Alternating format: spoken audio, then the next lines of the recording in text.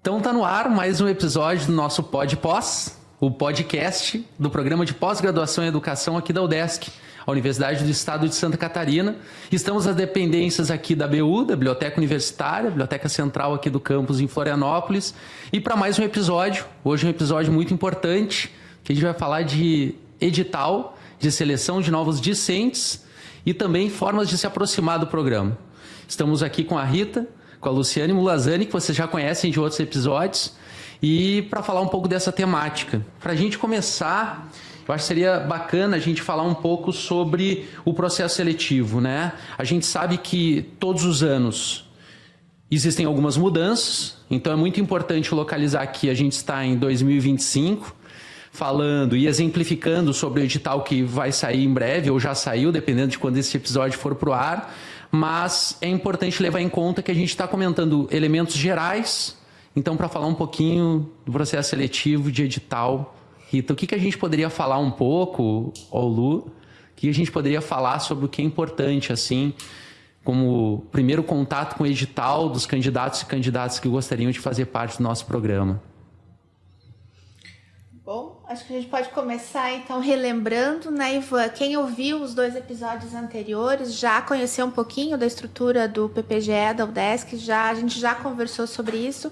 Então hoje a gente está aqui junto com a Rita, que é a secretária do programa, né, para explicar um pouquinho mais de como que funciona esse processo de seleção para ingresso de novos alunos de mestrado e de doutorado no PPGE.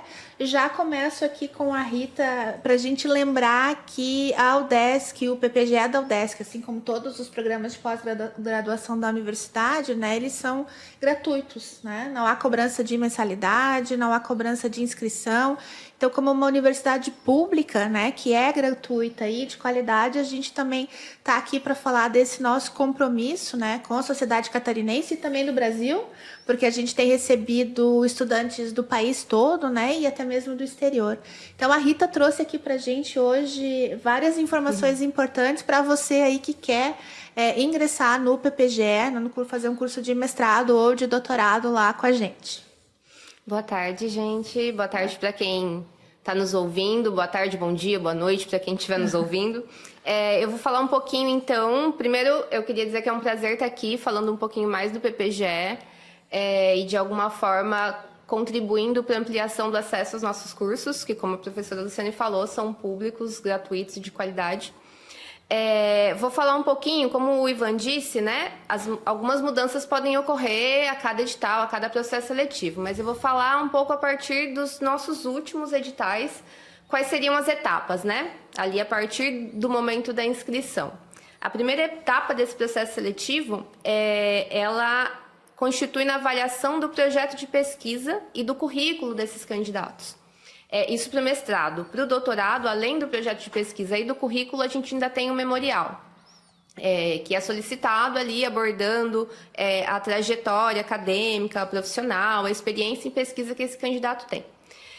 Essa primeira etapa, ela é eliminatória, e uma coisa que eu acho interessante de trazer aqui, que é uma particularidade do PPGE, é que essa etapa de avaliação ela é realizada pelos grupos de pesquisa pelo qual aquele candidato se inscreveu, né? Então, eu acho que é importante que esses candidatos procurem conhecer esses grupos de pesquisa antes, seja através do nosso site, onde tem lá tudo bem descrito, seja através das nossas redes sociais, ou um contato direto com esses professores e professoras que coordenam esse curso, esses grupos de pesquisa. Porque eles são, de alguma maneira, uma forma de já se aproximar do programa. E alguns grupos, inclusive, têm atividades que são abertas a pessoas que não estão ainda, né, como discentes regulares do programa, como, por exemplo, o LUT. Eu sei que tem grupos de estudo, grupos de leitura que são abertos. Então, eu acho que isso é algo interessante de se fazer para quem está interessado em ingressar no programa, já e dando uma olhadinha, uma sondada em quais grupos de pesquisa são esses. A segunda etapa do processo seletivo que também é eliminatória, Para o mestrado, é uma prova escrita. Já para o doutorado, a gente não tem essa prova escrita. A gente já pula logo para outra etapa, que é a arguição do projeto de pesquisa.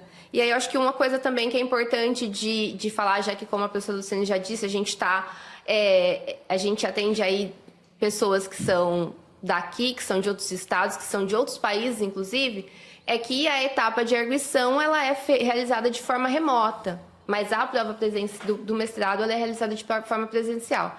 Então, para quem vai aí tentar uma vaga no doutorado, esse processo seletivo ele é praticamente todo realizado à distância, né? O que abre possibilidades para pessoas que vêm de diversos lugares.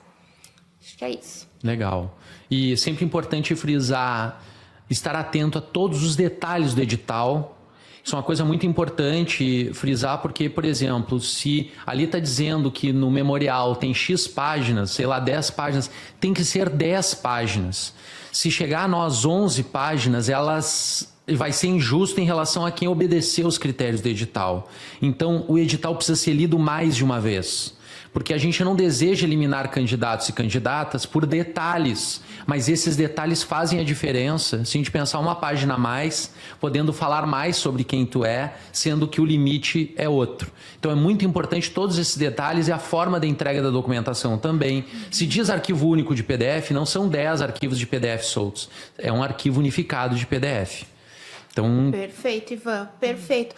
E eu acho que é bom, a gente está acostumado, né, por conta dessa nossa rotina de trabalho na universidade, mas às vezes muitas pessoas não estão acostumadas ao que é um edital, o significado do que é um edital, a importância do que é um regulamento, digamos assim, para um processo seletivo. Então, é fundamental que as pessoas leiam com atenção esses editais, porque as regras, né, as orientações todas sobre como vai funcionar o processo, elas estão lá. E como você bem comentou, muitos candidatos, às vezes, são eliminados já na inscrição, já no envio da documentação, porque não enviam a documentação completa. Né? Então, já dou aqui esse primeiro alerta também para a conferência da documentação na inscrição. Porque se a sua inscrição não é homologada, né, como candidato, não é homologada no início do processo, sequer pode fazer uma prova, sequer pode ter um projeto de pesquisa analisado, né, pelos grupos de pesquisa. Então, é fundamental compreender o edital e entender que as normas, né, as regras que estão no edital, elas precisam ser respeitadas durante todo o processo. A gente sempre tem uma comissão de seleção. É bom também a gente frisar isso, né? Essa comissão de seleção ela é formada por professores do programa que fazem, então, toda a conferência de documentação, análise durante todo o processo, né? E depois, junto com os grupos de pesquisa, apoiando as análises, as avaliações dos projetos de pesquisa, dos memoriais, né? Das arguições. Então, a gente, quando desempenha esse papel, essas atividades administrativas, né, Rita, a gente percebe o quanto, às vezes, as pessoas têm dificuldade na compreensão do que são esses quesitos, né, esse regulamento que é o edital de seleção, né, e que como é um processo público, né, aberto à candidatura de todas as pessoas, para que ele seja justo, a gente precisa respeitar essas normas todas, né? Sim. Isso, e também tem uma particularidade importante da gente frisar, que é a questão das cotas, né? Das ações afirmativas que envolvem também esse processo. Se vocês puderem falar um pouco mais sobre como está, a gente sabe também que esses são processos que estão em constante aprimoramento. Então, não é algo fixo, é algo que sempre vai estar aprimorado. Importante também olhar o edital, mas para constar em linhas gerais, nesse ano de 2025 em diante, a gente sabe que esse ano também teremos uma reserva de vagas para ações afirmativas. Se vocês puderem falar um pouquinho mais. Sim. Inclusive, uma coisa que eu acho importante pontuar é que ainda hoje, né, a UDESC não tem uma política de ações afirmativas para toda a universidade. E ela está finalmente em tramitação e a gente deve estar aí aprovando essa política, acredito que nos próximos meses. Mas ainda hoje o que acontece é que cada programa tem a sua política ou não. Alguns programas não têm. O PPGE, então, possivelmente no próximo edital, eu acredito no de 2026, que eu acho que para o de 2025 não vai dar tempo. Para o de 2026, a gente já vai estar aí com o edital do PPGE adequado a essa nova política de ações afirmativas aí da UDESC, da universidade como um todo. Hoje o PPGE tem reserva de 30% das vagas para candidatos que sejam de vulnerabilidade socioeconômica, que sejam candidatos negros, ou seja, pretos ou pardos, candidatos que pertençam aos povos indígenas de território nacional ou transfronteiriços, que pertençam a comunidades quilombolas, pessoas com deficiência, pessoas do grupo trans, solicitantes de refúgio ou visto humanitário, ou já refugiados e imigrantes já com visto humanitário. Ótimo. Isso, então há alguns anos ainda que a UDESC não tenha essa política unificada, há alguns anos já o PPGE vem adotando esse percentual de reserva de vagas para ações afirmativas, né? Então, no mínimo, serão mantidos, para esse edital agora de 2025, no mínimo serão mantidas as condições do edital anterior, né? E aí, para a sequência, né, depois que for aprovada a resolução da UDESC, a gente vai fazer as adequações necessárias, mas no mínimo a gente vai manter o que já existe, né? A gente absolutamente vai tirar a reserva de vagas para as ações afirmativas, né? Então, quem quiser saber um pouco mais sobre isso, pode olhar o edital do ano de 2024, né? Então, o que está lá, no mínimo, é o que vai ser mantido. Né? Perfeito. Também tem uma dica importante nesse toque que tu deste, Lu, que é olhar o edital anterior. Isso. Muitas vezes os candidatos e candidatas ficam aguardando o edital sair para começar a se movimentar em busca de documentos. E é muito importante dizer que, como é um edital anual, nada impede que tu possa ter como base o edital anterior, já reservar os documentos com antecedência, já começar a elaborar o seu projeto, entrar em contato com os professores, se aproximar do programa. Depois eu quero falar um pouco sobre essa possibilidade também. E quando sair o edital, tu só faz um checklist, uma conferência, e não vai acontecer tudo ao mesmo tempo naquele prazo curto, que normalmente é o prazo aberto para o envio da documentação e a submissão da sua candidatura. Então, acho muito importante esse toque para que as pessoas não fiquem aguardando sempre o edital daquele ano e possam já preparar com antecedência. Principalmente para a escrita de um projeto de pesquisa, né? Porque a gente precisa de tempo para escrever um projeto de pesquisa. Então, quanto mais tempo a pessoa se dedica a essa atividade, né, mais chance ela tem de ter um projeto de pesquisa bem escrito, né, bem consistente e que possa ser aprovado, né, no processo seletivo.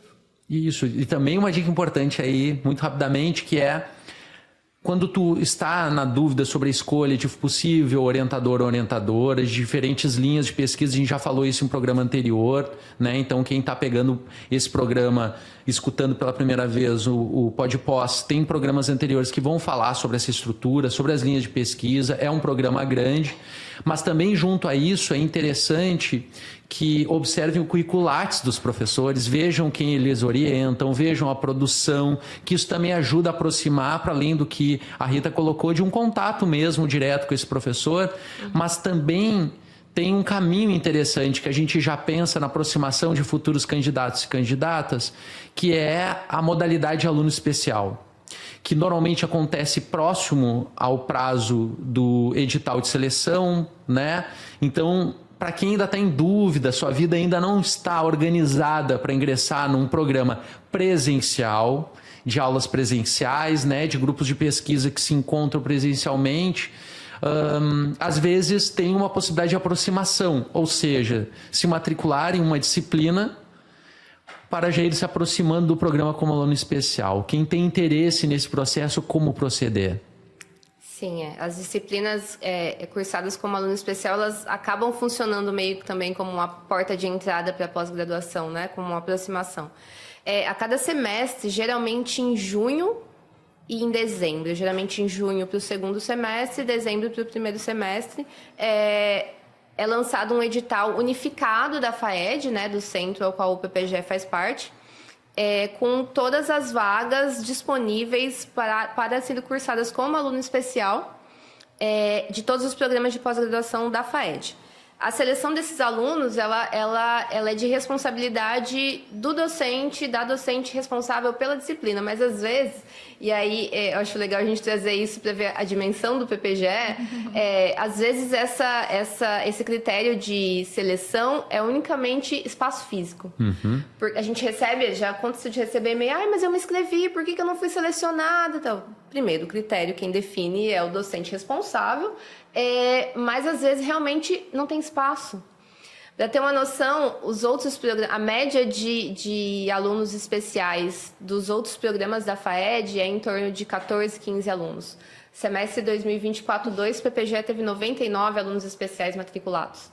Esse semestre a gente está com 80 matriculados, então é um volume, é uma procura muito grande. Isso é o que a gente sempre fala, né? Já dá um indicativo de como é o processo seletivo do PPGE, porque realmente é uma porta de entrada. Geralmente quem entra como aluno especial num semestre, no próximo processo seletivo tenta entrar como aluno regular. Tende a acontecer isso. Então, o aluno especial, ele vai cursar a disciplina da mesma forma que o aluno regular. Presença, enfim, trabalhos, notas da mesma forma que o aluno regular. E, ao final, se for aprovado, tem direito a um atestado de conclusão de disciplina como aluno especial, que pode ser validado quando essa pessoa, quando e se voltar como aluno regular, e também em outros programas de pós-graduação, né? Aí é depender das normativas de cada programa, mas geralmente esses atestados são aceitos como validação de disciplina eletiva.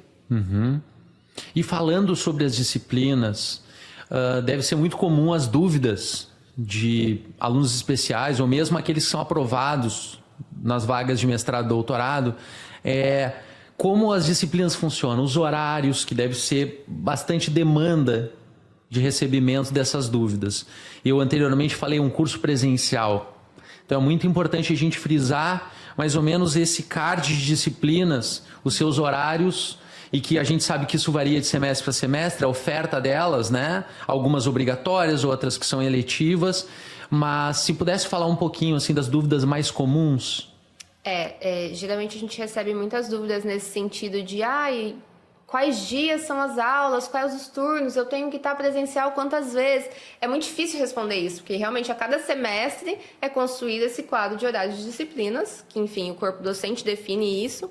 A gente tem as disciplinas obrigatórias dos cursos de mestrado e de doutorado, mas também tem um corpo de disciplinas eletivas que a cada semestre, né, são selecionadas algumas para serem oferecidas naquele semestre. E as aulas elas podem acontecer no matutino, no vespertino, no noturno, de segunda a sexta-feira, e são presenciais no campus de Florianópolis. Isso não quer dizer que a pessoa vai ter que morar aqui no campus de Florianópolis de segunda a sexta, os 3 turnos. Até porque o fluxo, né, curricular, ele vai ser definido entre orientando e orientador. Né? É nessa conversa que vai se decidir, olha, tem que cumprir os créditos, a gente vai falar um pouquinho mais disso, mas quais as disciplinas eletivas que vão ser cursadas, quantas disciplinas por semestre vão ser cursadas, essa é uma conversa que acontece entre orientando e orientador. O fato de nós termos a possibilidade de ter disciplina nos 3 turnos, de segunda a sexta-feira, não quer dizer que o aluno ou a aluna tenha que estar aqui em todo esse período. Perfeito. E falar um pouquinho da diferença em quem ingressa no mestrado ou no doutorado, do número de créditos que precisam ser cursados, né? Eu acho que é importante frisar que a pós-graduação, mestrado e doutorado, não basta apenas tu vir cumprir os créditos, que isso te dará um direito a um diploma. Né? Não é um curso com esse perfil, porque aqui a gente está visando formar pesquisadores e pesquisadoras de nível de mestrado e doutorado de excelência. Ou seja, para formar pesquisadores e sair habilitado para ser um pesquisador ou pesquisadora, é necessário defender ou uma dissertação no caso do mestrado, ou uma tese no caso do doutorado. Então, concomitante à experiência dos créditos que são oferecidos para o mestrado e doutorado, esses créditos mínimos, obrigatórios e eletivos, que a minha pergunta vai ao encontro dessa questão, mas é necessário também defender uma pesquisa, né? Então, importante dizer que existe essa responsabilidade de cursar créditos e realizar uma pesquisa concomitante que, ao final do prazo estabelecido, precisa ser defendido. E cursar esses créditos, né, Rita? Eu acho que você podia contar para para quem está nos ouvindo, cursar esses créditos não somente em disciplinas, né, mas em outras atividades, como estágio de docência, né, participação em eventos, publicações, né, e que tudo isso é que vai compor o currículo, né, dos nossos mestrandos e dos nossos doutorandos. Sim. No mestrado, esses créditos eles são distribuídos em disciplinas obrigatórias, que são 2, disciplinas eletivas, que também são 2, atividades programadas, que são atividades extracurriculares, que visam justamente complementar essa formação acadêmica, e a elaboração da dissertação. Já no doutorado, são também 2 disciplinas obrigatórias. Atividades eletivas, são 16 créditos em atividades eletivas, e o que compõe essas atividades? As atividades programadas, podem ser as atividades programadas, disciplinas eletivas e... Falta um.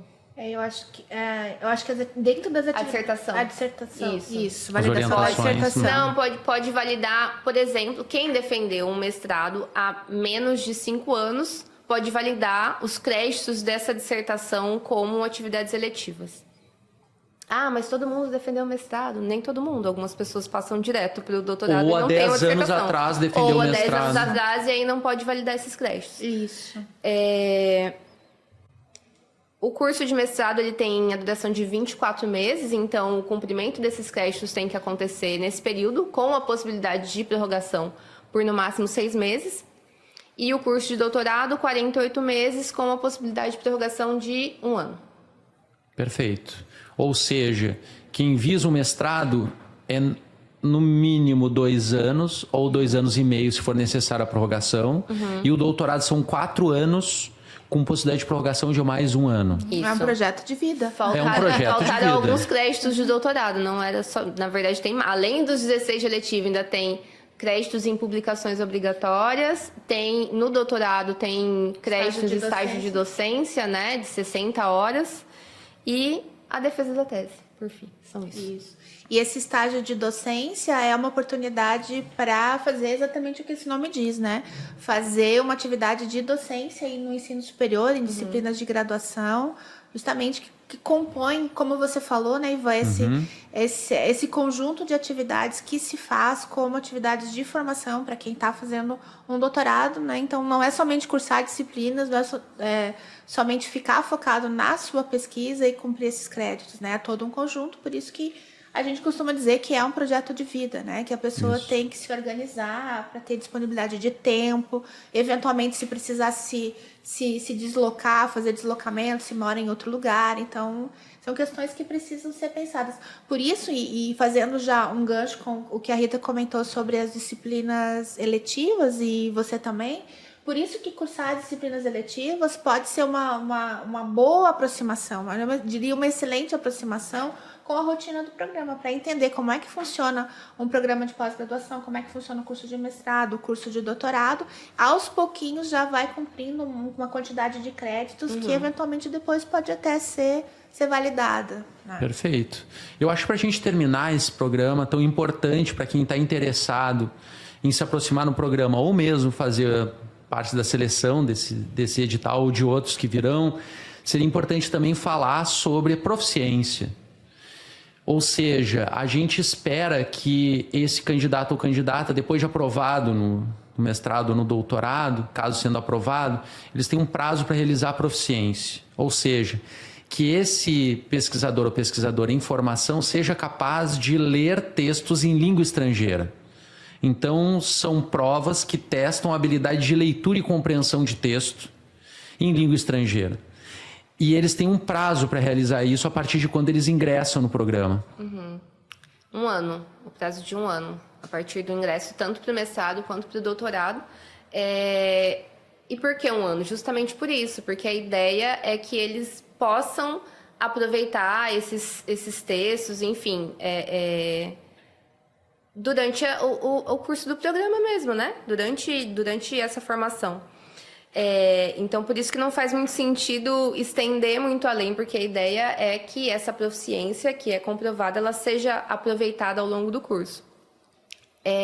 Mas também é importante dizer que tem um ano após, né? Eles não precisam, muitos candidatos ficam, nossa, eu preciso comprovar proficiência para participar do processo seletivo? Não. Tem um ano após o ingresso para comprovar, e é importante também falar que essa proficiência não é feita aqui na UDESC, né? Pra gente, vocês só vão apresentar a comprovação dessa proficiência, que ela é obtida geralmente em universidades que tenham cursos superiores em letras, enfim. As proficiências que a gente os idiomas que a gente aceita hoje: inglês, francês, espanhol, italiano e alemão. Isso. E para o mestrado precisa comprovar a proficiência em uma língua estrangeira e no doutorado em duas, né? Isso, exatamente. Então é muito importante ter ciência de todos esses elementos que a gente conversou nesse episódio de hoje. Queria agradecer a presença de vocês. Conseguiram uma agenda no meio de tantas demandas, né? E dizer que a gente, falando mesmo em nome do programa de pós-graduação, em nome do nosso projeto aqui, o PodPós, é a importância da gente acolher bem esses candidatos e candidatas. A gente acredita na formação científica do país, a gente espera contribuir nessa formação, por isso um programa de excelência tão preocupado em informar o máximo possível, realizar um serviço da melhor forma possível para que a gente possa acolher os candidatos do país e do mundo aqui no nosso programa. Agradeço a presença de vocês e até uma próxima. Até uma próxima, Até, a gente que obrigada. agradece. Então, mais um episódio do podcast PodPós, do programa de pós-graduação aqui da nossa universidade querida UDESC. E até a próxima. Valeu!